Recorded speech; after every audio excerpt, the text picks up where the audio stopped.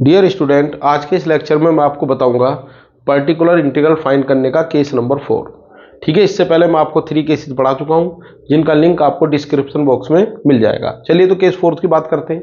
मान लीजिए F D Y equal to Q क्या है हमारे पास, लीनियर डिफरेंशियल इक्वेशन। आपको पता है जैसा कि पर्टिकुलर इंटीग्रल हमारा किस पर डिपेंड करता है, क्यू पर, और एफ डी तो सभी में यूज होता है। तो मान लीजिए केस 4 में मैंने यहां पर लिया Q is e to the power A X into V. अब v क्या है? v is any function of x।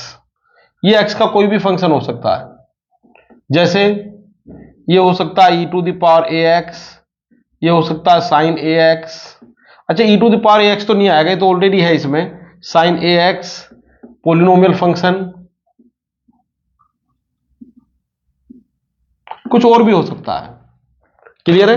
तो तब इस केस में क्या करेंगे हम, तो जो पर्टिकुलर इंटीग्रल लिखने का तरीका वो तो वही रहेगा, 1/f(d) और क्या लिखेंगे यहां पर, e to the power A X into V. ध्यान देंगे v is not constant, it is any function of x। तो हम क्या करेंगे, e to the power A X को इस ऑपरेटर से पहले ले आएंगे। अब ये मल्टीप्लाई में तो है नहीं कि ऐसे ही डायरेक्ट लिख देंगे, इस पर तो ऑपरेटर यूज होना था। तो इसके कारण पहले जब ये आएगा तो ये इसमें कुछ मॉडिफाई करेगा। ये जो फंक्शन था आपका एफ डी, इसमें डी को लिख देगा डी प्लस ए। क्या लिख देगा? डी को D plus A. What is a? A is coefficient of x in exponential function. जो भी एक्सपोनेंशियल फंक्शन की पावर में लीनियर फंक्शन था उसमें एक्स का कोफिशिएंट है, तो डी को किससे रिप्लेस कर देगा? डी प्लस ए। अब इसके बाद आप जो भी मेथड अप्लाई करेंगे वो इसके हिसाब से करेंगे, जैसा वी ऐसा मेथड। क्लियर है? तो बड़ा सा सिंपल फार्मूला है। तो v पर आपको फोकस करना है, e की पावर एक्स को पहले लाने के बाद। अब नहीं तो ये दोनों मल्टीप्लाई में थे। क्लियर है? तो एक क्वेश्चन के थ्रू मैं अपनी बात को बताता हूं। तो e की पावर एक्स अगर किसी x के फंक्शन के साथ मल्टीप्लाई में है तो उसको आप पहले लिख सकते हैं, लेकिन जैसे ही आप पहले लिखेंगे तो वो जो हमारा पोलिनोमियल था एफ डी, डी में जो पोलिनोमियल है उसमें डी को बदल के क्या लिख देगा? डी प्लस ए। चलिए एक क्वेश्चन में यहां पर लिखने जा रहा हूं। तो क्या है प्रॉब्लम? क्वेश्चन है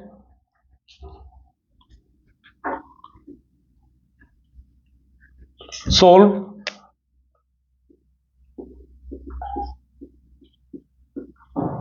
d2y over dx square minus 3 dy over dx plus 2y equal to x e to the power 3x plus sine 2x। Clear है? इसी को सोल्व करते हैं। Solution given differential equation d2y over dx square minus 3 dy over dx plus 2y x e to the power 3x plus sine 2x। सबसे पहले क्या लिखेंगे? इसकी सिंबॉलिक फॉर्म, और सिंबॉलिक फॉर्म आ जाएगी D square minus 3d plus 2 y equal to x e to the power 3x plus sine 2x। लेकिन इसको पूरा इक्वेशन को सोल्व करने के लिए आपको सीएफ भी निकालना पड़ेगा। तो पहले मैं सीएफ की बात करता हूं। तो इसके लिए मुझे क्या चाहिए? ऑक्सिलरी इक्वेशन, जो इसकी हेल्प से मिल जाएगी।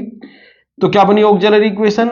Auxiliary equation is M square minus 3m plus 2 equal to 0। इसके फैक्टर कर लीजिए, M square minus 2m minus m plus 2 equal to 0। यहां से m कॉमन आ गया तो m माइनस 2, यहां से माइनस 1 कॉमन आ गया तो ये भी हो गया m माइनस 2 इक्वल टू 0। और ये आ गया मेरे पास m minus 2 m minus 1 equal to 0, और रिजल्ट आ गया मेरे पास m इक्वल टू 2 और ये आ गया 1। देयरफॉर CF इज, यह आ जाएगा C1 e to the power 2x। ये क्यों लिखा है? ये आपको इसके बारे में जानकारी है, दोनों रियल और डिस्टिंक्ट है। तो ये आ गया हमारा CF। चलिए अब बात करते हैं हम किसकी। अब हम बात करने वाले हैं पर्टिकुलर इंटीग्रल की। तो क्या है particular integral? Particular integral is 1/fd। fd का मतलब D square minus 3d plus 2, और ये कितना आ गया मेरे पास? x e to the power 3x और प्लस साइन 2x। ये तो दो अलग अलग पार्ट हो गए। 1/d स्क्वायर माइनस 3d, पहला पार्ट हमारा बना केस 4 की तरह, क्यों बना वो भी समझाएंगे आपको। और दूसरा बना मेरे पास 1 plus D square plus minus 3d plus 2 और ये आ गया साइन 2x। चलिए पहले पार्ट को नाम देता हूं P1 और दूसरे को नाम दे दिया P2 और इस रिलेशन को नाम दे दिया, चलिए इक्वेशन को कह दो नंबर 1 और इसको नाम दे दिया मैंने नंबर 2। सबसे पहले मैं डिटरमाइन करता हूं P1। Now P1 is 1 upon D square minus 3d plus 2 और ये आ गया मेरे पास x e to the power 3x। ध्यान देंगे एक लाइन और बढ़ाता हूं, हालांकि इसकी जरूरत मुझे नहीं है। D square minus 3d plus 2 ये आ गया मेरे पास कितना होगा e to the power 3x into X, ऐसे लिख दूं, इसमें तो कोई प्रॉब्लम नहीं है। अब ये जो x है इसको आप समझो v, जो भी मैंने केस नंबर 4 बताया, क्या समझेंगे इसको v। अब इसको v समझेंगे तो e की पावर 3x को पहले लिख सकते हैं, क्या लिख सकते हैं e की पावर 3x को इससे पहले लिख सकते हैं, v रह जाएगा राइट में इसके, तो उसी को लिखिए, इसकी फिलहाल मुझे कोई जरूरत नहीं है, इसको मैं यहां पर मिटा रहा हूं, रब कर देता हूं। तो क्या बना P1 बना मेरे पास, ध्यान देंगे अभी इसमें और कुछ नहीं करने वाला मैं क्या कर रहा हूं, जो केस नंबर 4 था उसके हिसाब से इसको पहले ला रहा हूं। तो जैसे आप e की पावर 3x को पहले लिखेंगे तो यहां पर क्या चेंज होंगे, जहां जहां d है वो d बदल के क्या हो जाएगा, d रिप्लेस हो जाएगा किससे, d प्लस 3 से। तो भाई यही काम कर दीजिए, d is to be replaced by d plus 3। तो क्या बना रिजल्ट ये, तो ये रिजल्ट मेरे पास बना d प्लस 3 का होल स्क्वायर माइनस 3 कितना बना d प्लस 3 और ये बना प्लस 2 और इधर आ गया ये x, क्योंकि ये तो पहले आ गया e की पावर 3x। तो ये कहानी मेरे पास बनी e to the power 3x D square plus 9 भाई a square plus b square, तो यानी d स्क्वायर प्लस 3 स्क्वायर और प्लस 2ab यानी 2d3 यानी 6d माइनस 3d माइनस 9 और प्लस 2, ये आ गया x। अच्छा इससे ये कैंसिल हो गया, तो कुल मिलाकर ये रिजल्ट मेरे पास रहा e की power 3x 1 over D square और कितना आ गया ये प्लस 3d प्लस 2 और ये आ गया x। अब जैसा आपको बताया गया था, अब इसमें जो भी फार्मूला लगेगा वो लगेगा इसके अकॉर्डिंग, e की पावर 3x का रोल यहां पर खत्म हो गया है। अब ये x ये तो पोलिनोमियल है, x क्या है, पोलिनोमियल फंक्शन।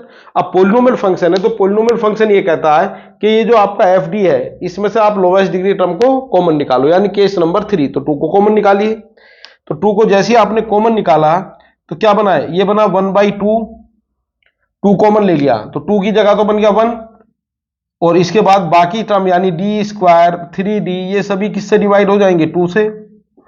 जैसा कि वर्किंग रूल में आपको बताया गया था, x ही लिख दो, जैसा कि वर्किंग रूल में आपको बताया गया, इसको न्यूमरेटर में शिफ्ट कर दो और जैसे ही आप इसको न्यूमरेटर में शिफ्ट करेंगे तो क्या बनेगा, ये P1 चल रहा है हमारा, इक्वेशन नंबर 2 में इसको पुट करेंगे बाद में। तो क्या बनी ये कहानी, P1 is e to the power 3x 1/2। अब देखिए ये केस नंबर 4 का रोल तो खत्म हो गया e की पावर 3x को पहले लिखने पर। जैसे e की पावर 3x को आपने पहले लिखा ऑपरेटर से तो d को लिख दिया आपने d प्लस 3। अब इसके बाद ये केस नंबर 3 बना, कभी केस नंबर 2 बन जाएगा। अगर यहां पर x की जगह साइन या कोसाइन आता तो केस नंबर क्या बन जाता, 2।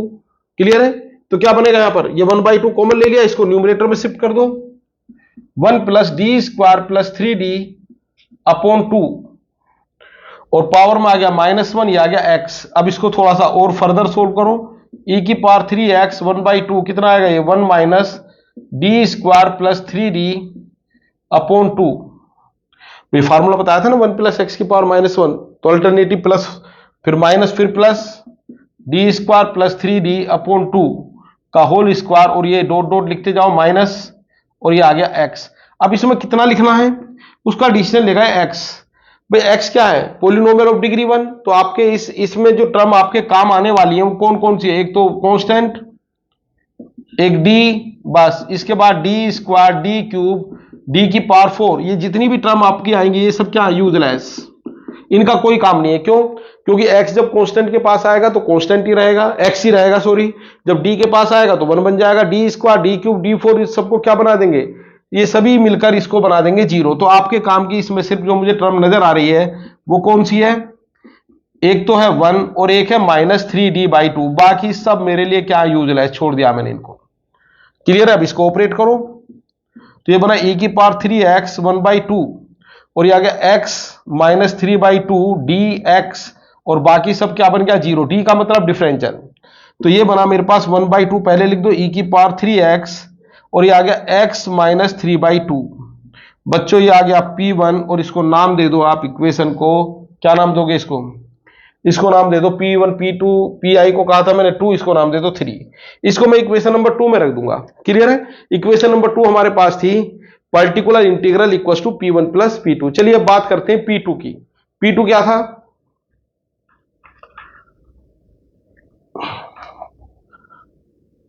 थोड़ा सा लेक्चर को आप वापस ले जाके देखें तो P2 हमारे पास था, नाउ P2 इज या एंड P2 था 1/d² माइनस 3d प्लस 2 और ये था इसके कारण, किसके कारण? Due to sine 2x।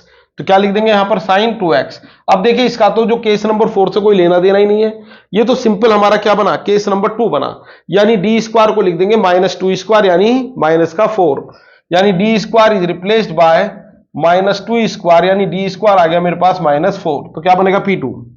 P2 बनाइए -2² यानी -4 माइनस 3d और ये +2, ये एज इट इज रहा साइन 2x।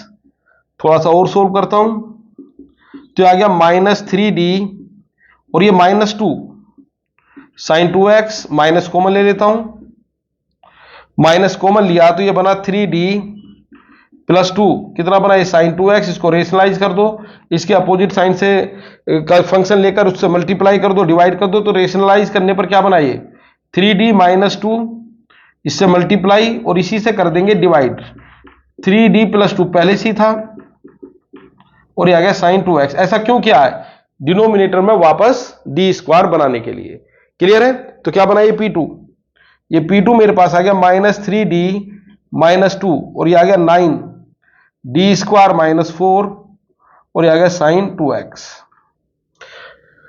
चलिए अब इसके बाद ये d² की वैल्यू भी लिखता हूं यहां पर।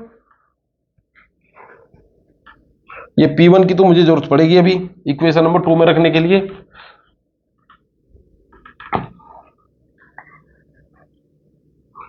हाँ जी, तो अब कहानी आई P2 को आगे बढ़ाते हैं, तो फिर वही काम हम स्टार्ट करेंगे। d² को क्या लिखेंगे? -4। तो ये रहा d² की जगह -4 लिखा तो क्या बना? ये माइनस, ये बना 3d माइनस 2। ये तो चल ही रहा है एज इट इज, क्योंकि d² का इलाज है आपके पास, d का नहीं। तो d² की जगह क्या लिखेंगे? -4। तो आ गया 9 -4 और कितना आ गया? Sign 2x। कुल मिला के आ गया -36 -4 यानी 40, यानी 1/4 0 माइनस माइनस प्लस हो गया। अब इससे आपको घबराने की जरूरत नहीं है। क्या करेंगे? साइन 2x को ऑपरेट कर दो तो कितना आएगा? d साइन 2x और कितना आ गया? -2 साइन 2x। d का मतलब differentiation with respect to x, तो कितना आएगा? 3 साइन 2x का कितना आ गया? cos 2x और 2 से हो गया मल्टीप्लाई तो 3 का हो गया ये 6 और ये आ गया माइनस साइन 2x। चाहो तो 2 कॉमन ले लो और इसको कैंसिल भी कर दो, तो ये आ गया 1/23 cos 2x minus sign 2x। ये वैल्यू आ गई किसकी? P2 की। इसको नाम दे दो 4। क्लियर है? हेंस इक्वेशन 2 बिकम, क्या थी इक्वेशन नंबर 2? इक्वेशन 2 थी, क्या थी? यहां आपको लिख देता हूं, Pi था P1 प्लस P2। क्लियर है? तो इक्वेशन नंबर 2 क्या बन जाएगी? यहां पर P1 की वैल्यू रख दो। तो चलिए इसको 3 को ही मॉडिफाई कर देता हूं, तो ये मेरे पास बन गया Pi, ये तो आ गया P1 और प्लस क्या लिख दूं यहां पर? P2 1/20 और कितना आ गया? 3 cos 2x minus sign 2x। ये आ गया बच्चों हमारा Pi। ये इक्वेशन नंबर 2 हो गई और कंप्लीट सॉल्यूशन आपका आ जाएगा, क्या बनेगा complete solution? It is y equal to CF plus Pi। CF मैंने स्टार्टिंग में निकाला था क्वेश्चन के, वो देख लेना। इसके बाद CF प्लस Pi, यही हमारा क्या? Complete solution. तो ये एक प्रॉब्लम मैंने सोल्व किया, एक छोटी सी प्रॉब्लम और सोल्व करता हूं, ठीक है? बाकी आप प्रैक्टिस फिर अपनी बुक से करेंगे। One more question,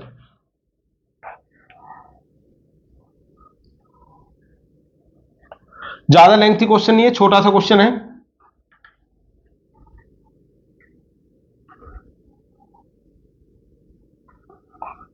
next problem है question number 2। Solve D square minus 2d plus 1 Y equal to E to the power X sine x.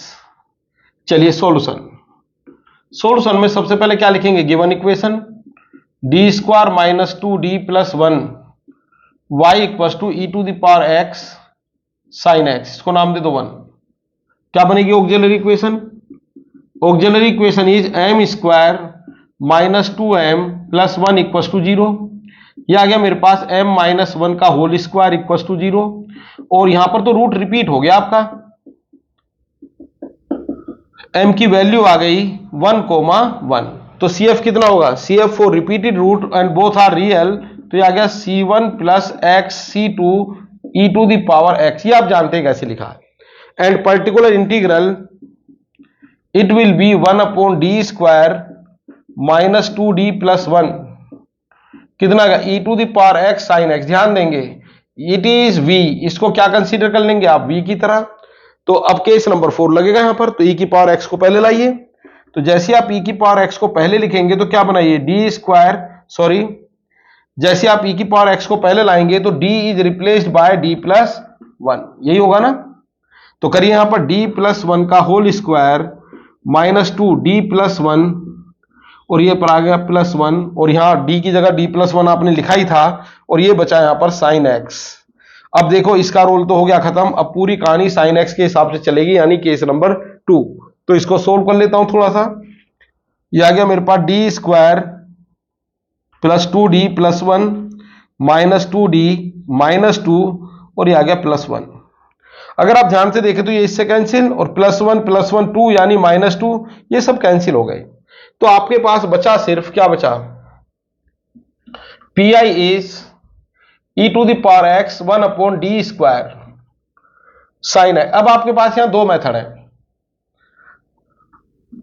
भाई, या तो आप क्या करें d स्क्वायर की जगह क्या लिख दें, d स्क्वायर की जगह लिख दें -1 स्क्वायर, यानी d स्क्वायर टेंस टू -1, तो कितना बना e की पावर x 1/-1 साइन x। ठीक है, तो ये आपका पर्टिकुलर इंटीग्रल है। और अच्छा इस तरह भी कर सकते हैं, कंफ्यूज होने की जरूरत नहीं है, e की power x 1/d square sign x। जैसा कि आपको पता है कि 1/d का मतलब है इंटीग्रल, क्या है, जैसे d का मतलब डिफरेंशियल है तो 1/d is inverse of d, इसका मतलब है integral with respect to x। तो आप इसका 2 बार इंटीग्रल कर दें, 1/1 ऑपरेट कर दें, क्योंकि ये भी मैं यूज करूंगा कई बार। ठीक है, 1/d स्क्वायर, तो 1/d को पहले ऑपरेट किया, तो 1/d का क्या मतलब है, जैसा अभी आपको बताया गया 1/d का मतलब है integral with respect to x। तो कितना आ गया ये आ गया e की पावर x 1/d, कितना आ गया माइनस कोस x। अब माइनस को तो लिख दो बाहर, इसको फिर ऑपरेट कर दो किस पर, कोस पर, तो क्या बन जाएगा ये minus e to the power x and integral of cos x dx, यानी कितना बना ये तो वापस वही आ गया जो पहले आया था। तो ये आ गया माइनस e की पावर x, और कोस का कितना हो जाएगा साइन x, ये आ गया Pi। तो आप d स्क्वायर को लिखो या ऐसे लिखो, एक ही बात है भाई, ये भी तो रिजल्ट यही आया था। मैं हमारे पास एक लाइन और बढ़ा देता हूं, Pi इज माइनस e की पावर x साइन x। ठीक है, ये रेक्टेंगल यहां बना दो, तो एक ही बात है, आपको जैसा ठीक लगे। लेकिन ये इंटीग्रल करने की आदत भी हमें डालनी पड़ेगी, क्योंकि कई क्वेश्चन ऐसे हैं कि जरूरी नहीं है यहां पर साइन एक्स आए, कोई ऐसा फंक्शन आ जाए जिसका आपको डायरेक्ट मेथड नहीं पता और साथ में आ जाए डी स्क्वायर, तो 2 बार इंटीग्रल करना ही पड़ेगा। ठीक है, तो ये कहानी हमारे पास रही। अब कंप्लीट सॉल्यूशन आप जानते हैं क्या होगा, complete solution, complete solution is here, complete solution, sorry complete solution ये बनेगा y equal to C F plus P I. चलिए सी एफ मेरे पास लिखा हुआ है, अभी भी नहीं है, क्या था वैसे, ये था c1 plus X C2 e to the power x, क्योंकि m की वैल्यू आई थी 1,1, और पी कितना है माइनस e की पावर x साइन x। यही हमारा कंप्लीट सॉल्यूशन है। तो ये था बच्चों केस नंबर 4। बहुत ज़्यादा क्वेश्चन मैं नहीं कर पाया हूं, अदरवाइज लेक्चर थोड़ा लेंथी हो जाएगा। तो क्वेश्चन की प्रैक्टिस आप अपनी बुक से कीजिए, कोई प्रॉब्लम है तो कमेंट बॉक्स में लिख दीजिए। इसके बाद फिर मैं आपको नए लेक्चर में लेकर आऊंगा case number 5। Thank you very much.